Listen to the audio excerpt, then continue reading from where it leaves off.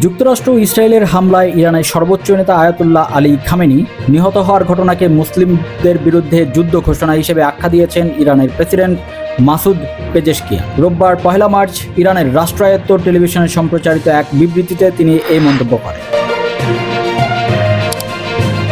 Pezeshkian বলেন, ইসলামী প্রজাতন্ত্র ইরানের সর্বোচ্চ রাজনৈতিক কর্তৃপক্ষ এবং বিশ্বজুড়ে শিয়া সম্প্রদায়ের একজন বিশিষ্ট নেতাকে এভাবে হত্যা করা বিশ্বের সব প্রান্তে মুসলিম, বিশেষ করে শিয়াদের বিরুদ্ধে প্রকাশ্য যুদ্ধ ঘোষণা। তিনি আরও বলেন, খামেনি হত্যার প্রতিশোধ নেওয়া ইসলামী প্রজাতন্ত্রের অধিকার ও কর্তব্য।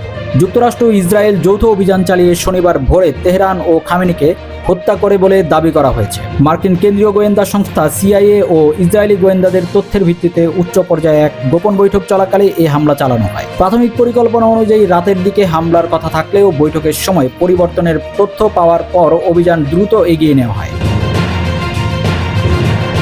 মার্কিন সূত্রের দাবি, খামেনি আত্মগোপনে যেতে পারেন এমন আশঙ্কায় তাকেই প্রথম লক্ষ্যবস্তু করা হয়। ইরানের নিরাপত্তা সূত্র জানিয়েছে, হামলার আগে খামেনি প্রতিরক্ষা পরিষদের সেক্রেটারি আলী শামখানি এবং সুপ্রিম ন্যাশনাল সিকিউরিটি কাউন্সিলের সেক্রেটারি আলী লারিজানিয়ের সঙ্গে বৈঠক করেছিলেন। ইসরায়েলের দাবি, হামলায় ইসলামিক রেভলিউশনারি গার্ড কোর এর কমান্ডার মোহাম্মদ পাকপুর সহ কয়েকজন শীর্ষ সামরিক ও রাজনৈতিক নেতা নিহত হয়েছে।